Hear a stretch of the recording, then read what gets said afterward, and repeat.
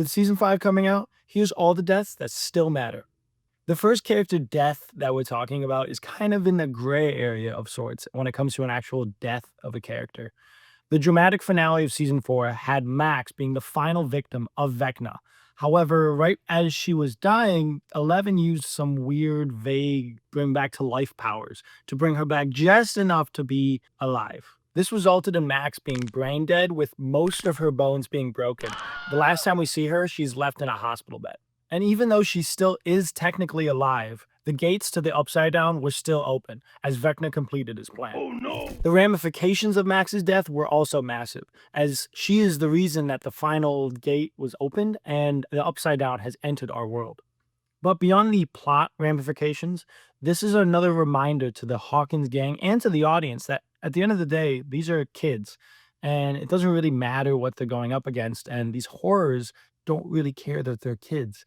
So seeing one of them being hurt in a way like this that we've grown attached to was quite a reminder what kind of genre this series is. The original villain of the series, Dr. Martin Brener, was another casualty in season 4. From the first season, we knew him as the evil genius that created the program that 11 came from. The connection that he had with 11 was always creepy. I mean, for starters, making her call him Papa was just like what are we doing here? However, this forced manipulation makes 11's feelings to him very complicated. The mental manipulation of children had many people cheering when he supposedly died early on in the show. So his return back in season 4 had many people scratching their heads. His final moments showed that despite how horrible he was somewhat useful in triggering 11's powers. Without him there in the final season, 11 will have to find new ways to increase her power to take down Vecna and restore the world. This impact on both the characters and the story is why his death is one of the more impactful of the show. Going all the way back to season 2, Bob Newbie was a character that was destined to have a tragic fate. Not only was he someone that was kind to a fault, but he was also the only person standing in the way of the Jim and Joyce relationship. So, as fans, I think we all kind of knew what was happening. Despite us having a pretty good idea of where this would go, his death was still unexpected and brutal, being torn apart by a demon dog from the Upside Down. This has a major effect on Joyce, as she sees Bob as a way to go back to normal, only for the world to tell her that there is no going back. This led to conflicting feelings with Joyce in the next season, as she's constantly reminded of what Bob sacrificed for her and her family. While not intrinsically linked to the story, his death was more meaningful on an emotional level. Fans of the show were also heartbroken by this, as the character was designed from its inception to be heartwarming and kind and basically a fan favorite.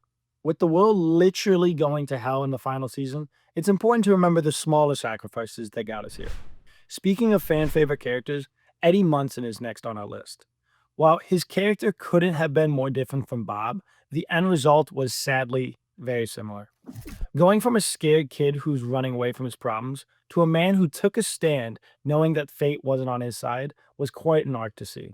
We see from the first episode in season 4 that he's developed somewhat of a big brother relationship with both Dustin and Mike. He starts by taking them under his wing as the senior, trying to help the freshmen through their first year of high school.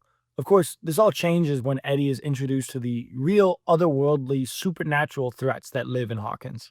This leads to Eddie confiding into Dustin in his final moments, pleading with him, saying that he didn't run away this time. Before this, of course, he has the most metal concert in literal hell. If there was a way for a rock and roller like Eddie to go out, that would be the way to do it. With so many characters going through so many different arcs throughout the 4 seasons and different stages and all that, seeing Eddie go from beginning, middle, and end all in one season led to one of the most heartbreaking, if not the most heartbreaking, deaths in the series.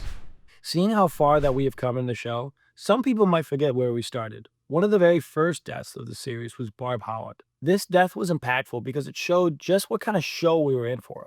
Barb was an innocent character at her core. She wasn't drinking or partying or doing anything out of the sorts. In fact, the only reason she was at the party to begin with was to be a wing woman for Nancy. However, being nice doesn't really count in this world. Her being dragged into the Upside Down, for her murder to not even be shown because of how brutal it is a hell of a way to set up the show.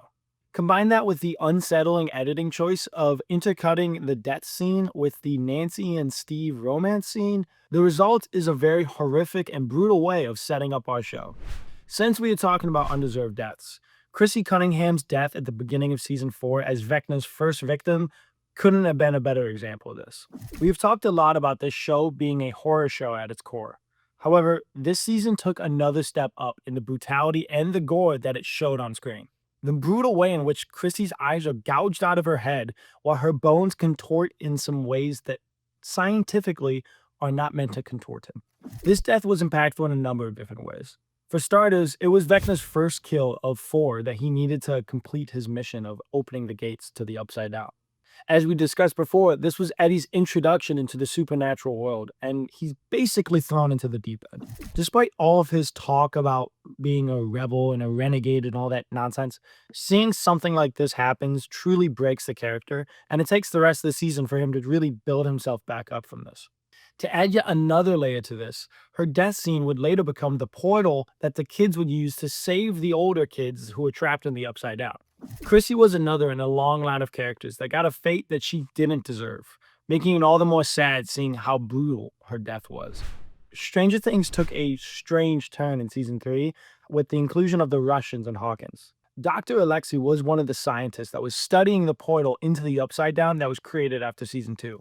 He would later defect from the Russians and use his knowledge to help the adults of Hawkins stop the Russians. He lived most of his life under the rule of the Russians. So when he was finally free, many thought, woo, it's going to be a fun time for all. But longtime fans knew what was actually going to happen.